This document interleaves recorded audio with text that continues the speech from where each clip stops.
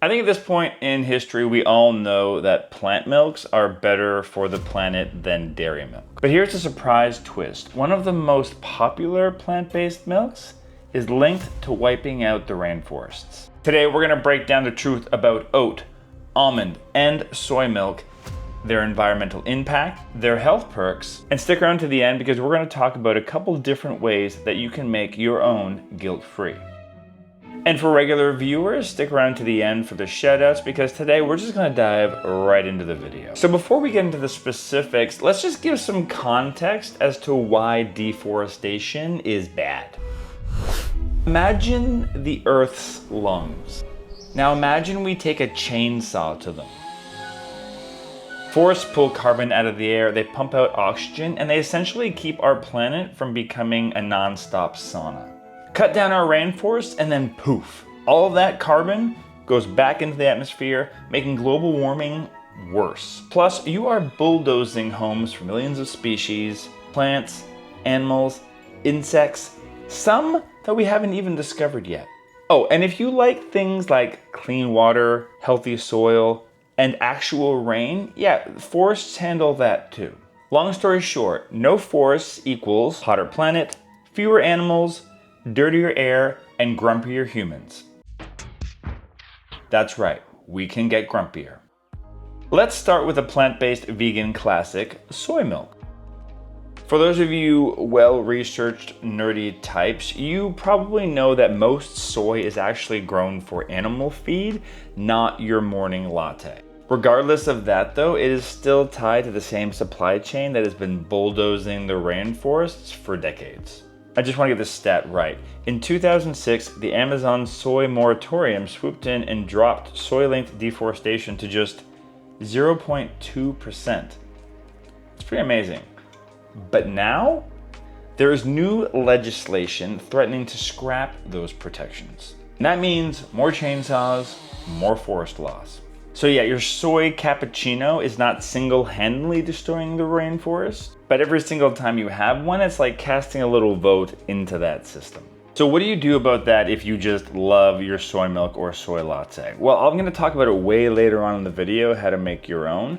But in the meantime, you should be hunting for brands that are more transparent about their sourcing.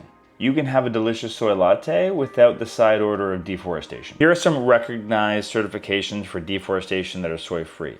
ProTerra, RTRS, which stands for Round Table on Responsible Soy, and EU has some labels that just say deforestation free. And now here are some brands that are on pace to be deforestation free by the end of 2025. These include Unilever, Danone, Tesco, Nutrico. And for those that are in the Canada and the United States, look for brands that use organic soy grown in Canada or in the US, as domestically grown soil generally carries minimal forest clearing risk. But do your own research on those brands and make sure you know where they are getting their soy from.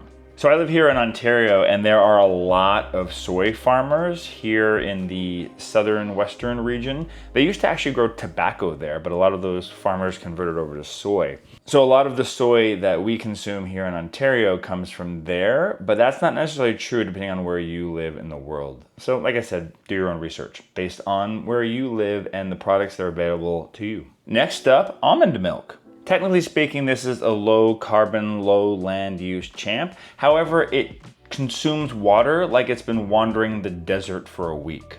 For every liter of almond milk you drink, it requires 371 liters of water to make it happen. Compare that to oats, which require 48 liters per liter. That's a big difference. And the worst part is most of that water use happens in drought-prone California, where almonds also rely on billions of bees for pollination. And that stress is hammering our bee population. Why are bees important, you ask? Well, they're basically the unpaid delivery drivers of the food world. They move pollen from one flower to another so the plants can make fruit, veggies, nuts, food. No bees equals no almonds, no apples, no coffee flowers turning into coffee beans. Basically, your grocery store turns into a sad shelf of instant ramen noodles.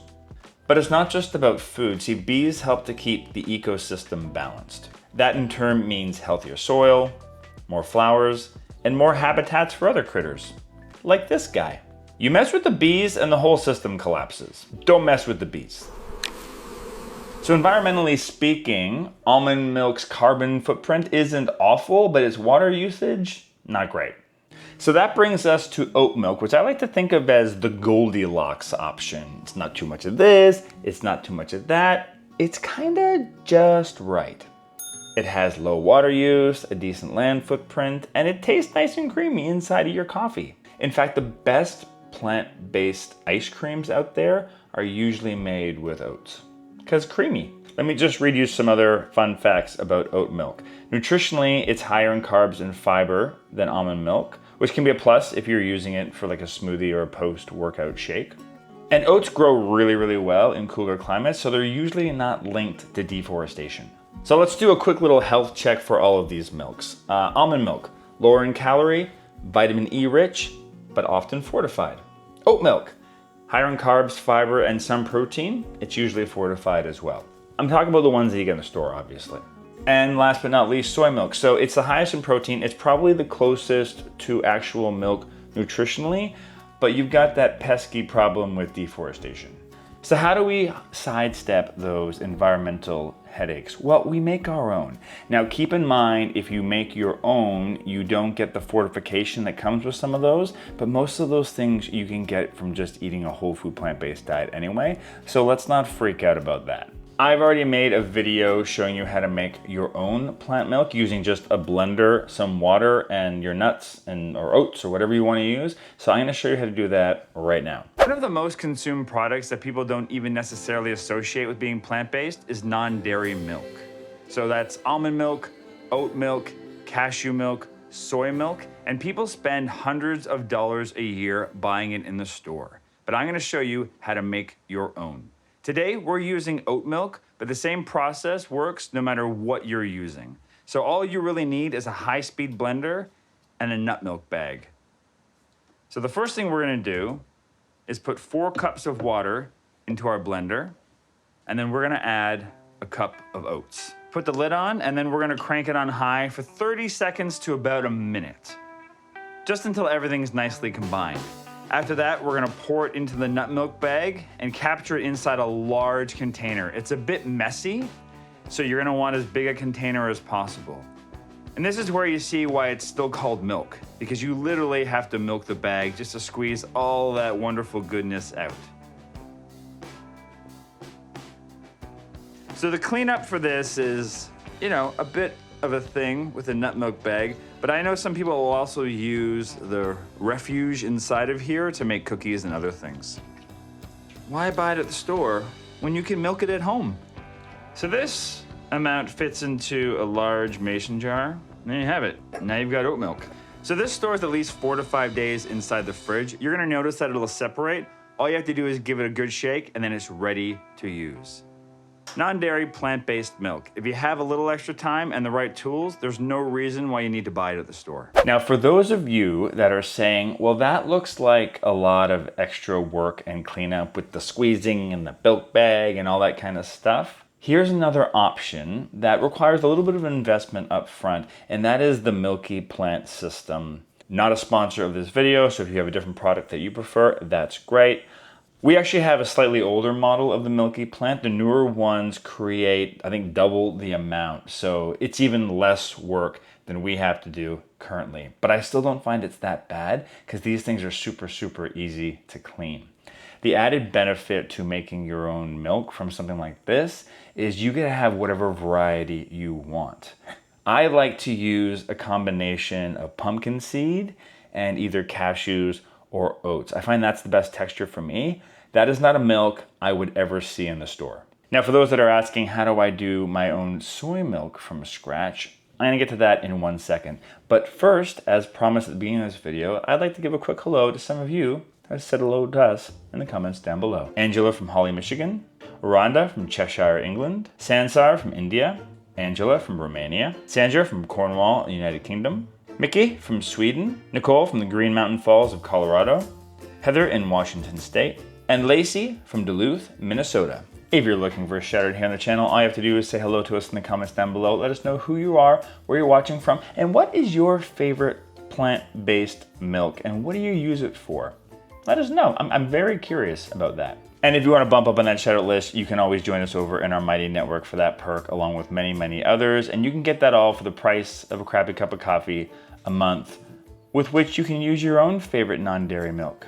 Now, for those of you that are wondering how to make your own soy milk, we have another video that shows you how to do that. So I'm gonna link to that in a second. But we also have an entire section in our cookbook that you can get an ebook form that is on the screen right here in the little QR code. But you can also email me right here if you want a hard copy.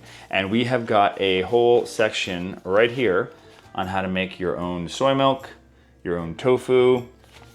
We've also got a thing in here on how to make your own yogurt, which we do all of those things together. Because you have to cook your beans, there's a bit of a process. So if you're curious about that, stick around because we're gonna put that video right up here in the corner. And since you are still listening to me talk, you should also hit that like and subscribe button so that it can share it with other people here. The YouTube knows to push it out more. And the subscribe obviously gets you more videos like this. But, you know, this one's gonna get you to how you make soy, milk, and yogurt, and other things.